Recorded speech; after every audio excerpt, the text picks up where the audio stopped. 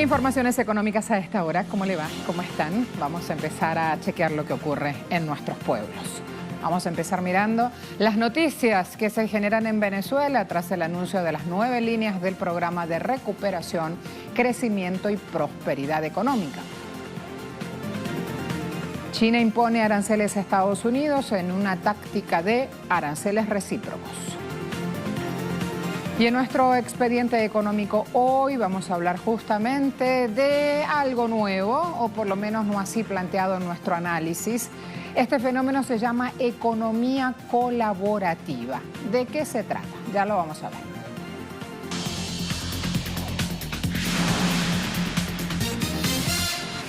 Este miércoles el presidente Nicolás Maduro de Venezuela ofreció un balance de este arranque del plan de recuperación económica iniciado el lunes pasado, sin la tutela ni los recortes del Fondo Monetario Internacional.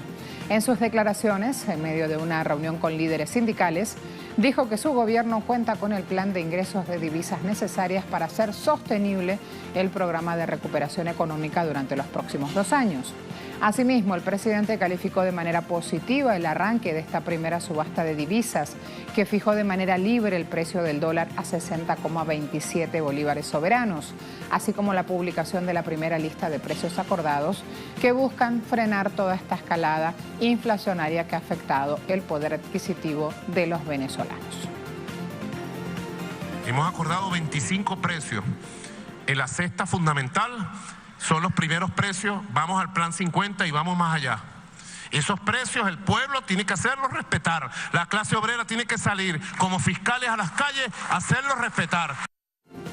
¿A qué se refiere el presidente Maduro con hacer respetar los precios? Vamos a ver. Mostramos un poco a la audiencia, sobre todo la que está fuera de Venezuela, ¿qué son estos hechos? ¿Por qué se habla de especulación en Venezuela? ¿Por qué la campaña mediática hoy busca victimizar a los empresarios y defender la usura cuando justamente hasta ahora han estado plegados en esta campaña de especulación? Vemos acá. Primera colgada en Twitter, Néstor Luis Reverol, ministro de Interior, Justicia y Paz. Tras denuncias hechas por aumento especulativo de precios contra el pueblo, comisiones de FAES, junto a funcionarios del MP, el Ministerio Público, y SUNDE, el organismo de fiscalización del Estado, realizaron operativo, en este caso, donde pudieron constatar remarcaje de precios. En este operativo de verificación que se hizo en un conocido supermercado de aquí de Caracas, Caurimari es una urbanización al este de Caracas, allí pudieron constatar este remarcaje de precios. ¿Cuánto? 200%. Si seguimos mirando, vamos a ver. Seguimos supervisando los supermercados Plan Suárez. Funcionarios del FAES y MP detectaron en otra sucursal ubicada en La Trinidad 8 toneladas de productos de la cesta básica que estaban acaparadas en sus depósitos, mientras sus anaqueles se encontraban vacíos. Presten atención a la fecha, 22 de agosto, presten atención al usuario que está poniendo esta información a consideración en Twitter, Néstor Luis Reverol. Agregamos, fueron detenidos la gerente y la subgerente de una empresa.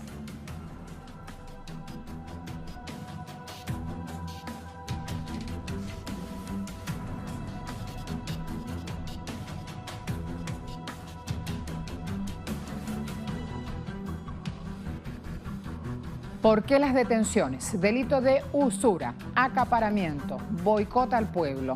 Empleados denunciaron que 2 gerentes generales de la cadena huyeron antes que llegaran las comisiones. Hechos que van ocurriendo. Cuando hablamos de especulación, hablamos de este tipo de ilícitos.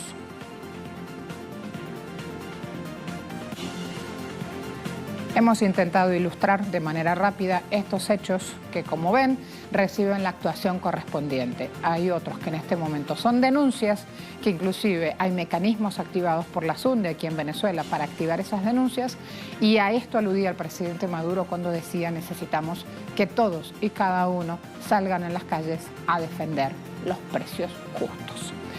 La moneda nacional de Brasil, si me cambio ahora y me voy a la frontera con Brasil, el real se tambalea en medio de la incertidumbre electoral.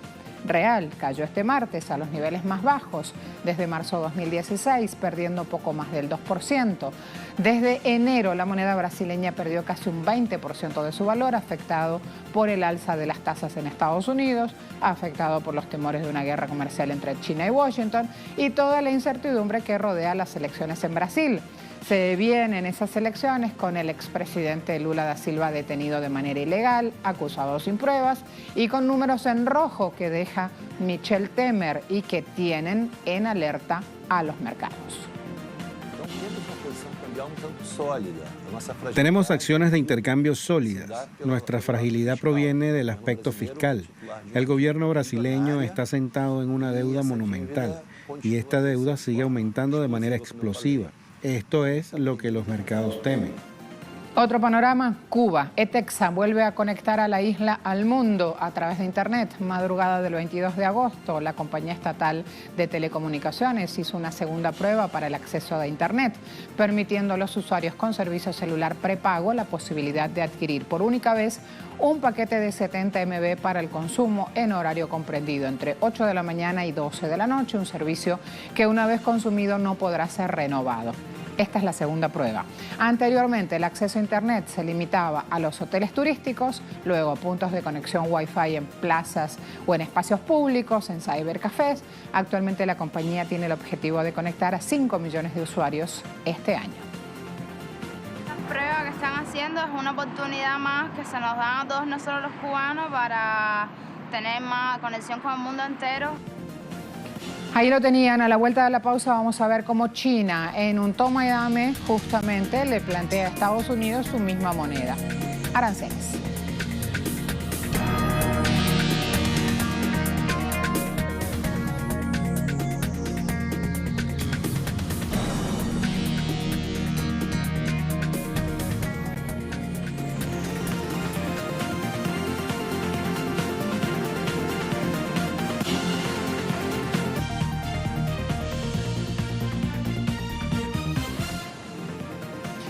Vamos a ver lo siguiente, se lo prometí antes de la pausa. China paga a Estados Unidos con la misma moneda al imponerles aranceles de 25% a sus productos. El primer disparo lo propinó Estados Unidos, cuando a partir de las 0:01 hora estadounidense, las aduanas de ese país empezaron a cobrar gravámenes a un total de 279 productos provenientes de China, incluyendo ciertos tipos de aceites, lubricantes, tubos de plástico flexibles y motores de aire acondicionado, entre otros. Estos gravámenes se suman a otros impuestos que también empezaban a aplicarse el pasado 6 de julio a importaciones chinas valuadas en 34.000 millones de dólares, sumando un paquete total de 50.000 millones de dólares. El Ministerio de Comercio chino calificó la última ronda de sanciones de Washington como una clara violación de las normas comerciales de la Organización Mundial del Comercio, por lo que introdujo una demanda ante el organismo apelando al mecanismo de solución de controversias. Sobre esta disputa que protagonizan las dos mayores potencias mundiales, hay múltiples reacciones. Los chinos no provocan a otros sin ninguna razón. Nos provocaron, así que déjenlos pagar el precio. Creo que el gobierno está haciendo lo correcto al imponer la tarifa. Reprimieron a China y creo que China tiene razón en contraatacar. Como persona común, creo que China hizo un buen trabajo. Les decía antes, China demandará a Estados Unidos por los aranceles impuestos a bienes chinos por 16.000 millones de dólares ante la OMC. De esta manera, el país asiático se presentará ante la Organización Mundial del Comercio para demandar a Estados Unidos por estos impuestos instaurados bajo el marco de la guerra comercial. China declaró que la última ronda de Washington ha sido una violación ante estas normas comerciales OMC, por lo tanto se toman las medidas necesarias para defender el libre comercio y los derechos e intereses legítimos para su país. Eso mismo que decía el ciudadano chino en su testimonio.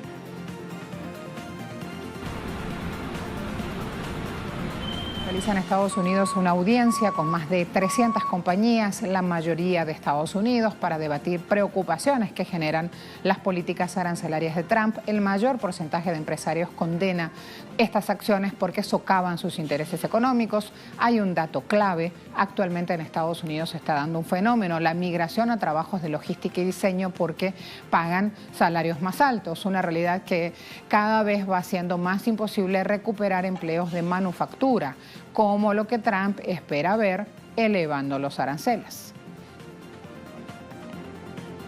Mientras tanto, en China esperan que las conversaciones que sostendrán este viernes con la parte estadounidense rindan frutos. China siempre le ha apostado el diálogo en esta disputa comercial planteada por Trump. Ha tenido que responder a las arremetidas de Washington, que ha amenazado con imponerles aranceles a todos los productos chinos. Esto implicaría 500.000 millones de dólares, una cifra incluso superior a lo que exporta China a Estados Unidos. Si bien este último alega que lo que quiere es que la parte asiática modifique prácticas de propiedad intelectual, programas de subsidios industriales y estructuras arancelarias y compre más bienes y productos estadounidenses, hay expertos en la materia que aseguran que el objetivo es contener la expansión del gran dragón chino.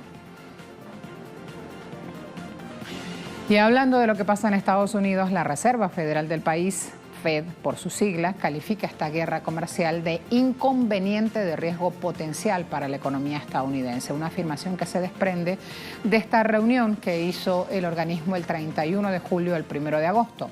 La entidad señala allí que la escalada de aranceles, que podría reducir el poder adquisitivo de los hogares de Estados Unidos, forman una gran fuente de incertidumbre y riesgos para la economía del país. De prolongarse la disputa a gran escala, habría efectos adversos sobre el sentimiento empresarial, los gastos de inversión y el empleo, destaca el organismo Reserva Federal, Fed, les decía, por su sigla.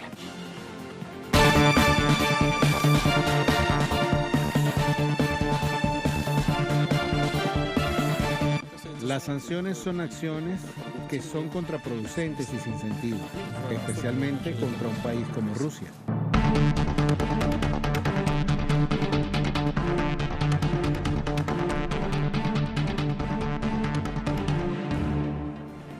Ante esas acciones contraproducentes, el Kremlin responde cerrándole la puerta al dólar, sustituye el billete verde por monedas nacionales en el comercio internacional.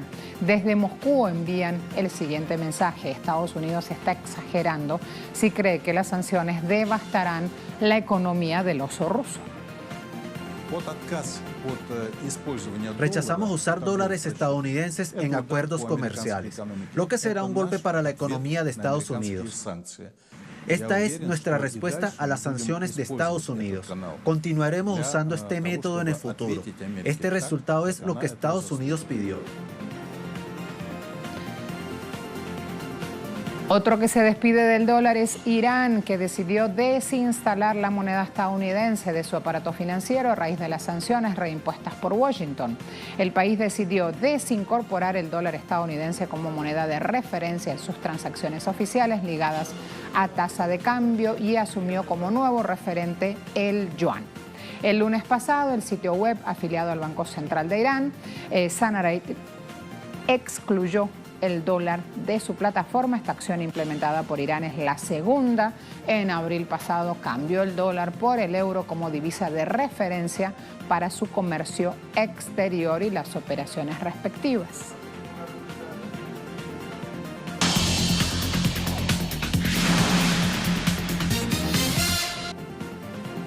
Japón le dará libre a sus empleados la mañana del primer lunes de cada mes y los últimos viernes de cada mes como medidas para combatir el karoji, que es una enfermedad por el exceso de trabajo ejercido en las horas extras. El gobierno japonés muestra preocupación por reducir las horas extras porque se estima que en el 2017 hubo 236 muertes y 208 suicidios relacionados con estrés laboral. Si bien la jornada laboral regula 40 horas a la semana, 20% de los ciudadanos hacían más de 80 horas al mes, siendo cada hora extra equivalente al sueldo de una hora y media normal. Los japoneses tienen este comportamiento en un país con la vivienda más cara del mundo y con desigualdad de género, no hay las mismas oportunidades para la mujer en el mundo laboral que las oportunidades masculinas, llamémoslo así. Aunque expertos definen el origen del karoshi como una causa cultural, justamente por su adicción al trabajo, lo que se esconde detrás en realidad es opresión y autoritarismo por parte del sistema. Los empresarios por cada muerte pagan una pequeña multa detectada por karoshi. Pero claro, mientras tanto los ciudadanos pagan con su propia vida esos efectos.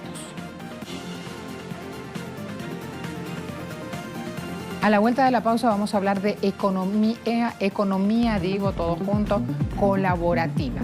¿De qué se trata? Ya le cuento.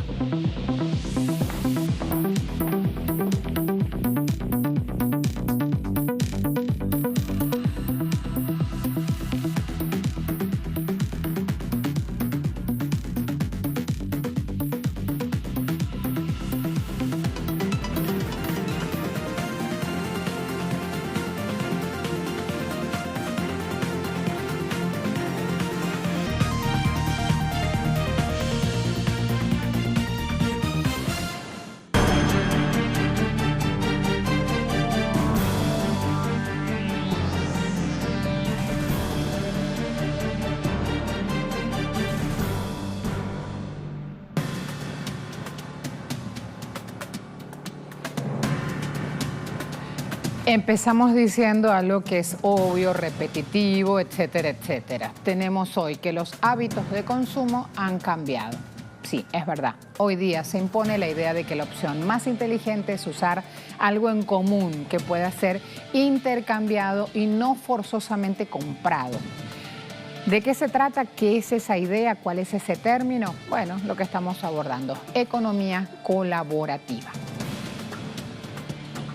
En palabras de Ignacio Ramonet, periodista y escritor, director del Le Monde Diplomatique, en español, esta traducción sería que la economía colaborativa es un modelo económico basado en intercambio y puesta en común de bienes y servicios inspirado en las utopías del compartir y de valores no mercantiles como la ayuda mutua o la convivialidad y también el espíritu de gratuidad. Una práctica económica que se está extendiendo rápidamente es lo que se ha venido a llamar la economía colaborativa, un nuevo modelo que plantea la opción de abandonar una economía basada en la sumisión de los consumidores o la competición entre los productores y pasar a una economía que estimula la colaboración y el intercambio entre los usuarios de un bien o de un servicio. Esto plantea una verdadera revolución en el seno del capitalismo que está operando como suerte de una nueva mutación secular. El éxito de estos modelos de economía colaborativa plantea un desafío abierto a las formas tradicionales de mercadear necesidades. Sin embargo, se trata de un cambio que en gran medida es la consecuencia de la crisis del 2008 y del empobrecimiento general de la sociedad que destrozó el ideal de propiedad de las familias e hizo recular a los bancos pioneros de la especulación inmobiliaria, a prestar sin precaución. Ahora la gente desea consumir a menor precio y también disponer de otras fuentes de ingreso.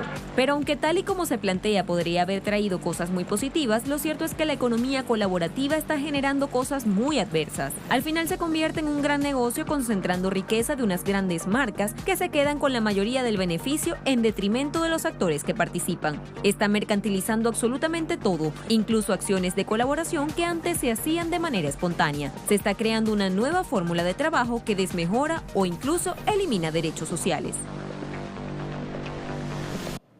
Bajo este concepto de economía colaborativa, empresas con inversiones multimillonarias de fondos de capital utilizan términos como comunidad, protección del medio ambiente o compartir para vender un nuevo modelo de negocio que desempodera a los trabajadores, tributa en paraísos fiscales y presiona para liberalizar los sectores en los cuales se está operando. ¿Por qué? Porque así logra otra ganancia. La economía colaborativa la conforman aquellos modelos de producción, consumo o financiación que se basan en la intermediación entre la oferta y la demanda generada en relaciones entre iguales o de particular a profesional, generalmente a través de plataformas digitales que no prestan el servicio subyacente. Aunque intenten camuflajearlo, prestan servicios con ánimos de lucro. Los datos así lo confirman.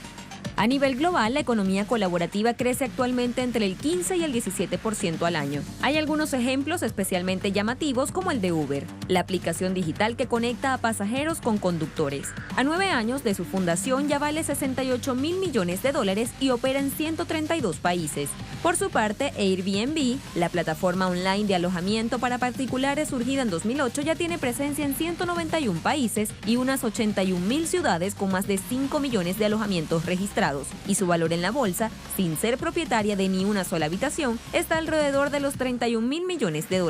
Desde el punto de vista financiero, le está yendo bien a la empresa. En 2017, Airbnb obtuvo en beneficios unos $100 millones, según información del Financial Times, a principios de este año. Las reservas aumentaron en un 150% y la facturación superó los $3.500 millones. Pero sin dudas, esos números han levantado polvo por el accionar de la empresa. En España, las autoridades y los expertos coinciden en que la presencia de plataformas de alquiler turístico como Airbnb influyeron en una subida desproporcionada del precio del alquiler en los últimos años, especialmente en grandes ciudades y zonas turísticas. Barcelona incluso le sancionó con una multa de 600.000 euros por ofertar pisos turísticos sin licencia en su plataforma online.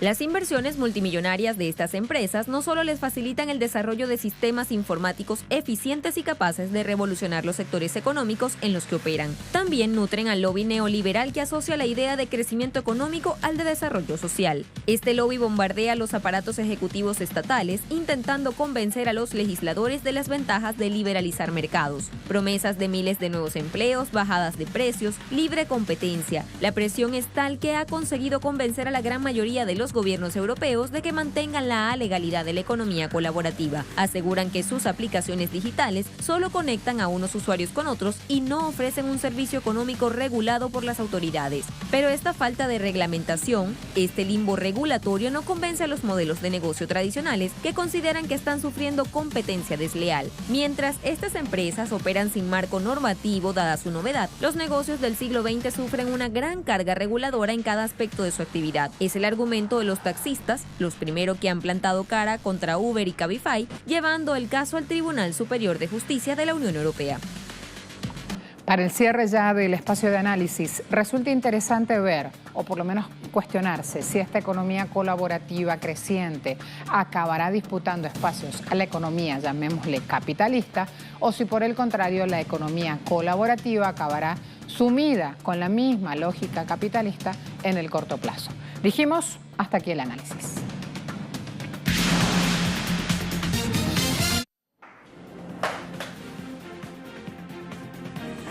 Vamos a tener lo siguiente. Acá hay una información importante y tiene que ver con Aramco.